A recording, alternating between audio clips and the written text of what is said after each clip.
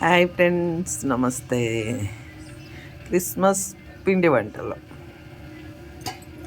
నేను ఇప్పుడు చెక్కలు చేయబోతున్నాను. తెలంగాణలో అప్పాలంటారు.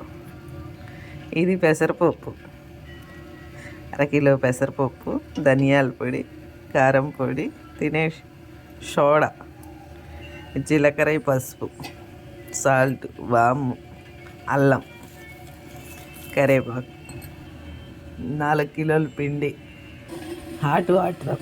వీటిలో కరకరలాడాలంటే చెక్కల్లో ఇట్లా మరిగించి వాటర్ వేయాలి. ఇవన్నీ వేసుకున్నాం కదా మనం, ఏమేం కావాలో అందులో ముందు వాటర్ వేయాలి. బాగా వేడిగా ఉన్నాయి,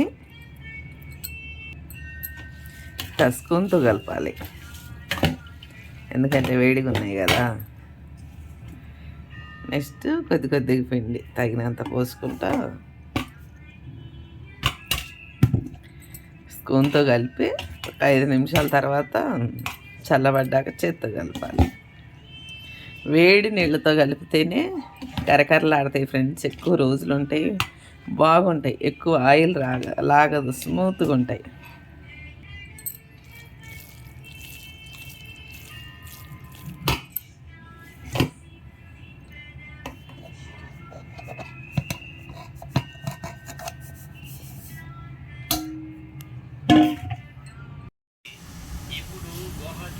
ఏమీ వద్దు, ఈసారి వెళ్తే ఇంకెక్కడూ చేయించావు.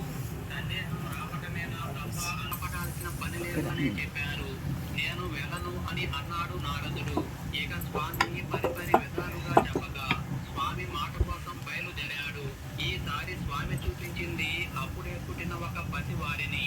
నారదుడి వేసున్న నేను మరణించి అంతకన్నా ఉత్తమమైన జన్మను పొందాను. ఆ పరమ పవిత్రమైన మంత్రాన్ని విన్నందుకే అంతకన్నా ఉత్తమమైన గోవు జన్మను పొందాను. అంతేకాదు, ఆ పవిత్ర నారాయణ నామాన్ని విన్నందుకే ఉత్తమ మానవ జన్మ నా ద్వారా లోకానికి పండగ పిండి వంటలు అయిపోయాయి. పాదాలపై వాలాడు. ఏ పండగ వచ్చినా కానీ ఏదో పిండి వంటలు వేయాలి. అది చేసేసాను.